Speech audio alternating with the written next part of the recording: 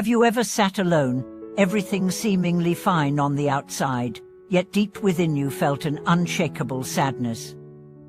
Have you ever wondered why peace feels so temporary, like a dream that slips away the moment you try to hold it? Welcome back to the channel.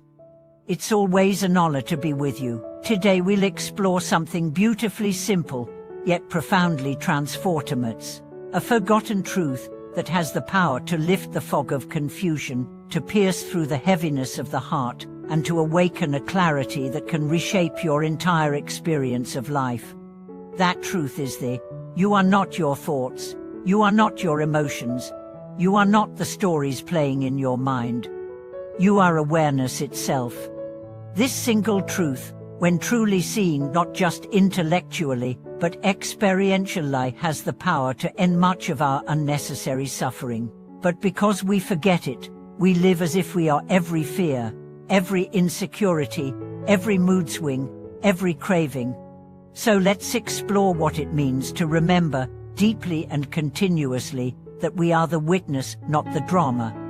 Every day, you have thousands of thoughts. Most are repetitive, many are fear-based, some are irrational.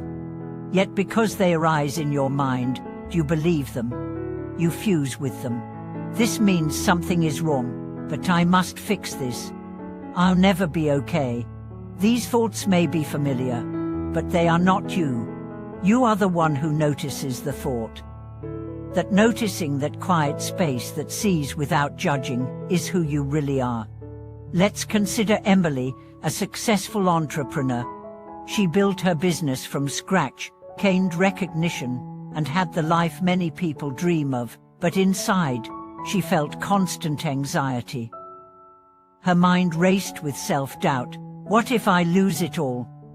What if I'm not good enough? And no achievement silenced that voice. Eventually, she began a meditation practice. Not to change her thoughts, but to observe them. And that changed everything. She began to realize the thoughts came and went, but something within her never changed. That something was calm, vast, aware. Over time, she identified more with that inner stillness than with the noise. Her anxiety didn't vanish, but it no longer ruled her. That is the power of remembering your true nature. Now let's explore emotions. They rise like waves. Anger, sadness, joy, grief. They have intensity. They feel personal. But are they who you are? Let's take grief. It comes like a storm. It can flatten you. But even in the depth of grief, haven't you noticed that something in you remains still?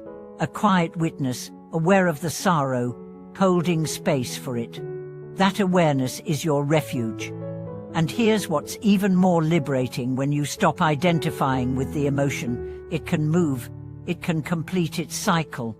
It no longer needs to fight for your attention.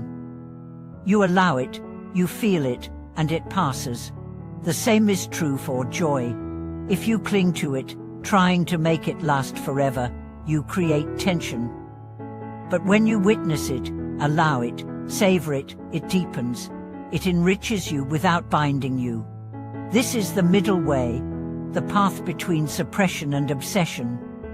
The path of presence. Now let's address the stories. Your mind loves to tell stories. I'm a failure. They don't love me. I'll never be happy. These narratives are built over time through childhood, culture, trauma, experience. But they are not facts, they are interpretations. And interpretations can be questioned. Try this practice when a painful story arises. Pause and ask, is it true? Not just do I believe it, but is it absolutely, universally true? You'll often find that it's not. It's based on limited perspective, past wounds, or false assumptions. Once you question the story, it loses its power. You begin to live in reality, not in a mental movie about the past or future. So how do you remember this truth, day after day? It begins with stillness. Not hours of meditation, just a few moments of conscious pause. Sit, breathe, and observe. Notice the thoughts. Watch the emotions, feel the body. Be the space in which all of it happens. In the beginning, this may feel strange. Your mind will resist, it's used to being the boss, but slowly, gently, you reclaim the role of the observer. And that's where freedom begins. The second practice is labeling. When a strong thought or emotion arises, instead of reacting, say quietly, thinking, feeling, remembering. This simple act creates distance. It reminds you that you are watching the mind, not being controlled by it. The third practice is inquiry. Ask, who is the one experiencing this? Not to get an answer, but to turn attention inward. The question points you back to the source, the silent awareness behind all experience. And when you touch that awareness, even briefly, you begin to taste a peace that is not dependent on conditions. Let me share a story about a man named Rog. He was a spiritual seeker for years, read hundreds of books, attended dozens of retreats, but still, something felt missing. He was always searching for the next answer.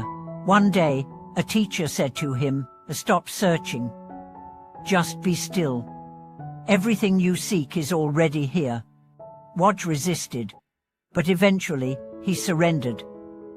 He sat in silence, doing nothing, just being. And in that stillness, he realized, I am not the seeker, I am what the seeker is seeking. That realization didn't give him new beliefs, it gave him freedom from needing beliefs.